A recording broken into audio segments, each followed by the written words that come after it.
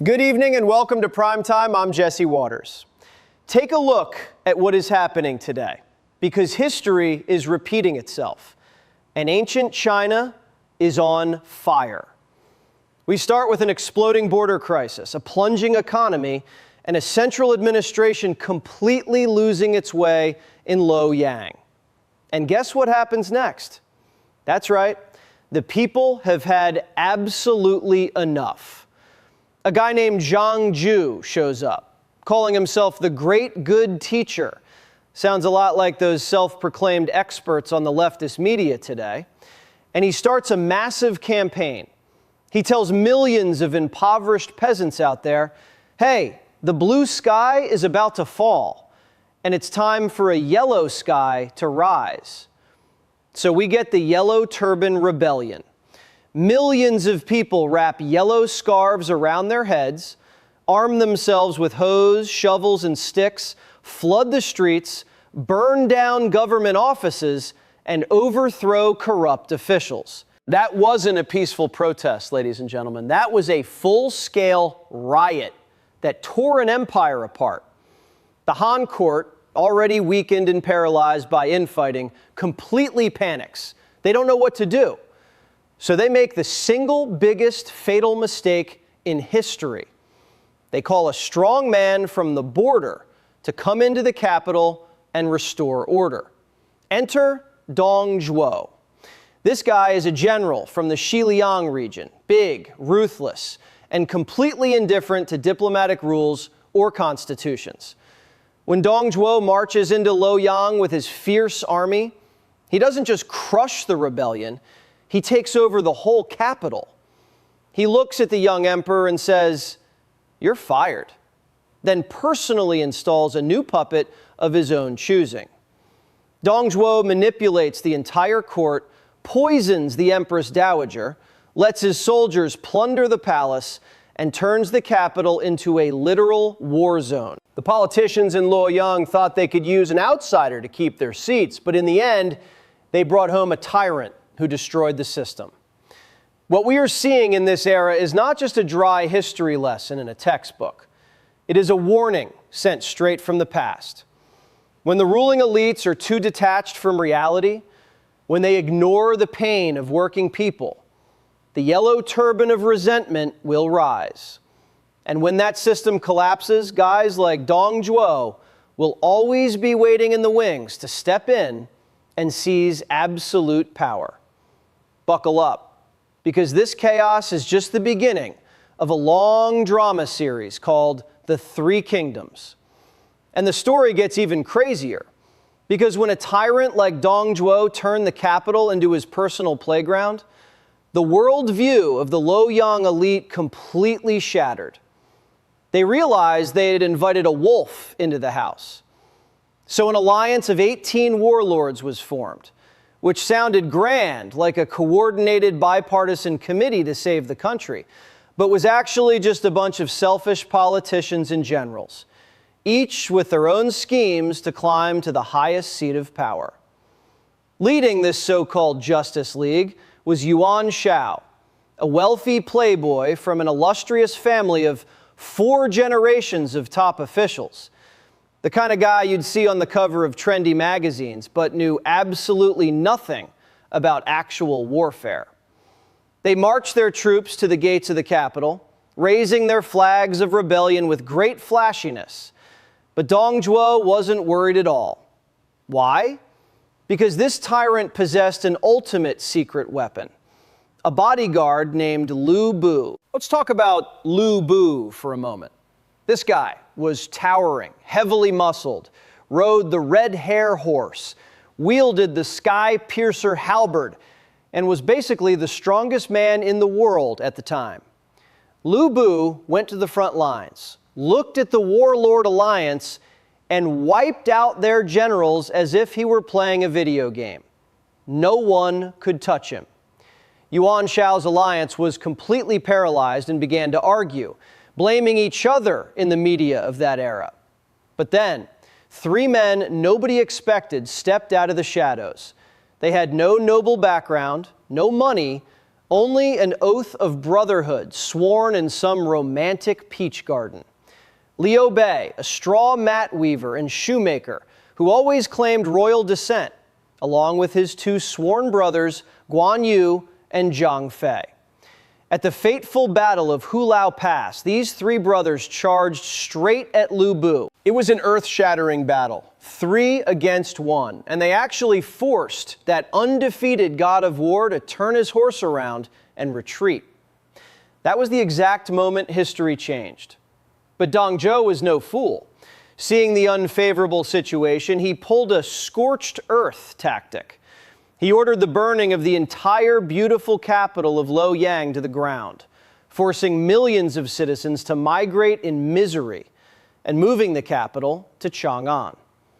The warlord alliance entered a capital that was nothing but ashes, and instead of pursuing the enemy, they began to tear each other apart to fight for the imperial jade seal, something they thought would make them the legitimate emperor. The entire so-called alliance to save the country dissolved in a heartbeat due to greed.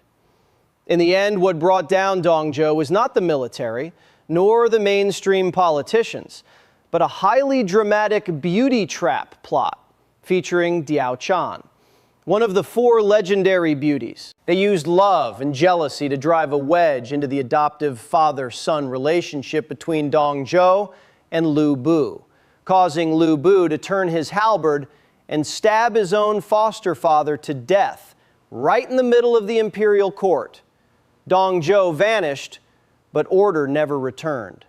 The Han court was completely exhausted. The royal family was helpless, and Pandora's box had been flung wide open. Warlords everywhere realized, hey, the law means nothing anymore. Now is the time for the strongest to claim the world. China officially entered an era of chaos, fractured into pieces, where those with the biggest ambitions like Cao Cao began to emerge to establish a new world order.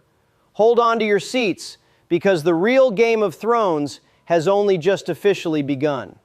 Now, with Dong Zhuo eliminated and the capital reduced to a pile of ashes, a massive power vacuum emerged. And do you know who was the first to jump in and profit from this chaos? None other than Cao Cao. This guy was a tactical genius, but also an extreme cynic, the kind of person modern media would call a scheming political architect. Cao Cao looked at the helpless young emperor who was fleeing from various warlord factions and came up with a stroke of genius. Conduce the emperor to command the nobles, meaning he would kidnap the emperor, bring him back to his base in Xuchang, and issue orders to the entire country in the emperor's name. It was an absolute PR masterstroke. If you opposed Cao Cao, you weren't just fighting a court official, you were defying the state itself. Cao Cao quickly devoured the smaller factions in the north, leaving only one major obstacle in his path: Yuan Shao, the wealthy noble-born playboy we mentioned earlier. These two powerhouses clashed at the Battle of Guandu. Yuan Shao had the money, an army several times larger, and held every single advantage on paper. But Cao Cao had the cunning. Cao Cao launched a surprise raid on Yuan Shao's supply depot at Wuchao, burning the enemy's entire lifeline to the ground. Yuan Shao's troops panicked and collapsed, and the wealthy tycoon suffered a crushing defeat, all because of his own arrogance. After unifying the north, a complacent Cao Cao looked down south and thought that bringing the entire country to heel would be a walk in the park. He marched a massive fleet with hundreds of thousands of troops down to the Yangtze River. But in the south, there were those who refused to bow down. We have Sun Quan, a young leader who inherited the wealthy region of eastern Wu, and Liu Bei, the straw shoe weaver who, at this point, was still running around desperately searching for a place to shelter. Knowing he couldn't face Cao Cao alone, Liu Bei dispatched his new strategist, Zhuge Liang, a genius mastermind behind some wildest strategies, to convince Sun Quan to form an alliance. And that brings us to the legendary Battle of Red Cliffs, a clash that changed the course of history forever. Cao Cao came from the north, so his soldiers weren't used to boats and got terribly seasick. Because of this, he made the foolish mistake of chaining all his warships together to keep them stable. Zhuge Liang and Zhou Yu, the Grand Commander of Eastern Wu, saw this and basically said, "Perfect, time for some fireworks." They waited for an eastern wind to blow back toward Cao Cao's army, then launched ships packed with dry straw and kerosene straight into Cao Cao's fleet. In an instant, the entire stretch of the Yangtze River turned into a massive sea of fire. Cao Cao's troops burned and drowned, and Cao Cao himself had to flee for his life through the humiliating Huarong Pass. Cao Cao's disastrous defeat at Red Cliffs shattered his dreams of a quick unification and officially established the geopolitical landscape we know as the Three Kingdoms. The country was torn into three slices of pie. Cao Cao held the north, Wei. Sun Quan occupied the southeast, Wu. And Liu Bei, after years of wandering, finally seized the southwest territory to establish Shu Han. These three powers bared their teeth at one another, creating a perilous balance of power, where a handshake today could mean a knife in the back tomorrow. The entire Chinese civilization was sucked into a decades-long vortex of attrition warfare, where schemes, betrayals, and bloody battles played out daily, driven entirely by the ambition of its leaders. This was the brutal reality of what happens when a centralized empire collapses, giving rise to regional warlords. Don't go anywhere, because the next chapter of this Game of Thrones is about to get a whole lot more intense. Welcome back. If you think this three-way tug-of-war would last forever, with ultimate battles of wits between Zhuge Liang and his rivals, you are dead wrong. Look at what happens next. Because while the elites of Wei, Shu, and Wu were busy fighting each other to exhaustion through endless military campaigns, a shadowy force right in the heart of power was silently planning to overthrow them all. And the mastermind was none other than the Sima clan. Enter the game, Sima Yi. This guy was a seasoned politician, the only one in Wei with enough cunning to go toe-to-toe with Zhuge Liang. Sima Yi played a long game that modern politicians call the biding your time strategy. He feigned old age, sickness, and even deafness to deceive the Wei emperors, making them think he was just a harmless, senile old man. But behind the scenes, Sima Yi and his sons were secretly building a network of loyal forces. When his rivals let their guard down the most, he delivered a fatal blow in a coup that completely seized power from the Zhao imperial family. While Wei was captured from within, Liu Bei's Shu was also driving itself off a cliff. After Zhuge Liang died from overwork, a lesson for anyone who thinks they can carry the whole world on their shoulders, Shu Han fell into the hands of an incompetent young emperor, a guy who only cared about partying and listening to flattering eunuchs. Sima Yi's son, Sima Zhao, looked at that and said, "Time to harvest." Wei troops poured through the treacherous mountain passes, and Shu surrendered with barely any real resistance. The puppet emperor of Shu was taken back to the Wei capital, given a life of luxury, and dropped a legendary line that went down in history. "It's so fun here, I don't miss Shu at all," a bitter betrayal to everyone who had fallen for that dynasty. Not long after, the wealthy Wu in the south, which had also rotted away from internal purges and tyrannical emperors, became the final domino to fall. And here is the most bitter twist of this entire political drama. Sima Yi's grandson, Sima Yan, officially kicked the Wei emperor off the throne, established the Jin dynasty, and declared the unification of the land. Think about that. Millions of people died, and the most illustrious heroes like Liu Bei, Cao Cao, Sun Quan, Guan Yu, and Zhou Yu dedicated their entire lives, blood, and tears to fight for the empire. But in the end, the ones who took home the victory trophy were a clan that just sat back and reaped the rewards, patiently waiting in the dark to snatch everything away. The history of the Three Kingdoms closes not with a triumphant anthem of justice, but with a harsh, realistic lesson about power. The strongest is not necessarily the winner. The ultimate survivor and the most scheming one is the one who takes it all. That is Primetime tonight. Stay sharp, and we will see you tomorrow. Welcome back to Primetime. You thought that once the Jin dynasty unified the country, everything would be peaceful, and they would all live happily ever after. Huge mistake.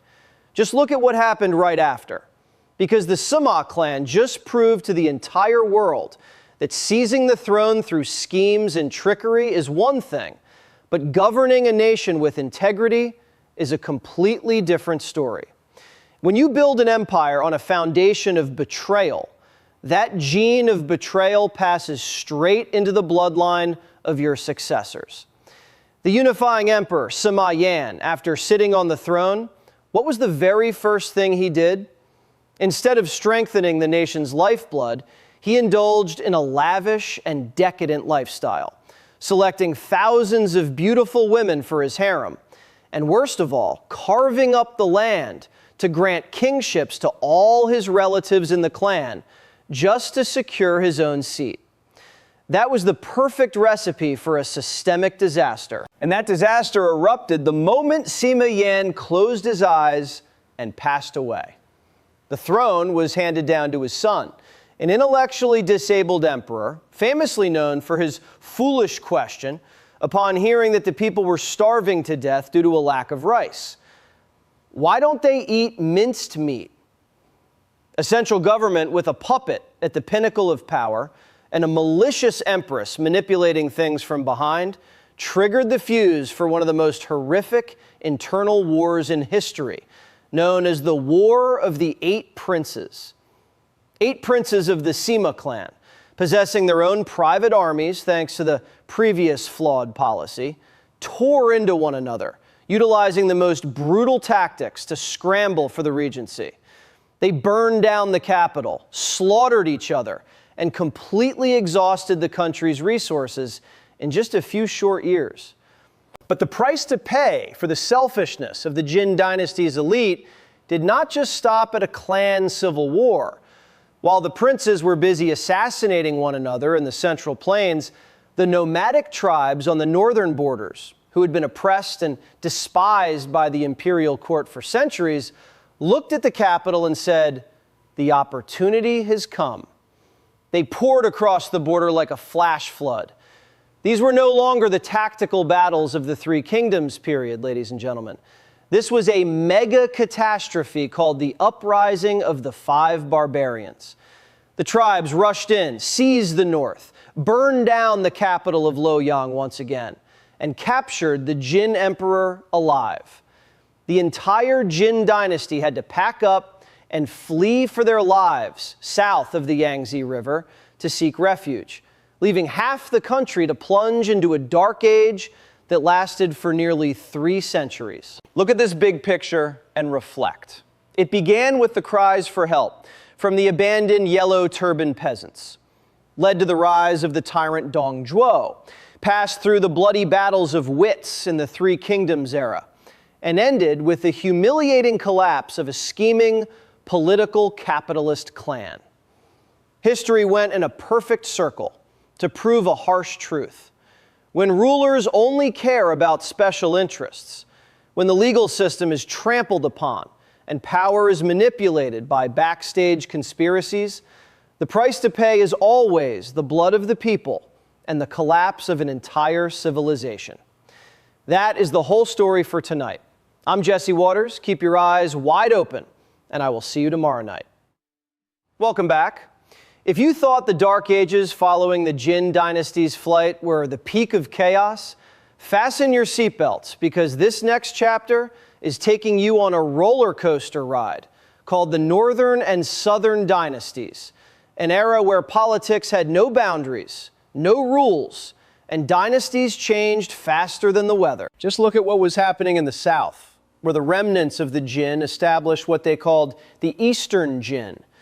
Thinking they were safe behind the natural barrier of the Yangtze River, the elites here went right back to their old habits, partying, writing poetry, and fighting internal power struggles, while the working class still bore every layer of oppression. Predictably, a general from a poor background named Liu Yu stepped up. Looking at the rotten dynasty, he said, "Enough."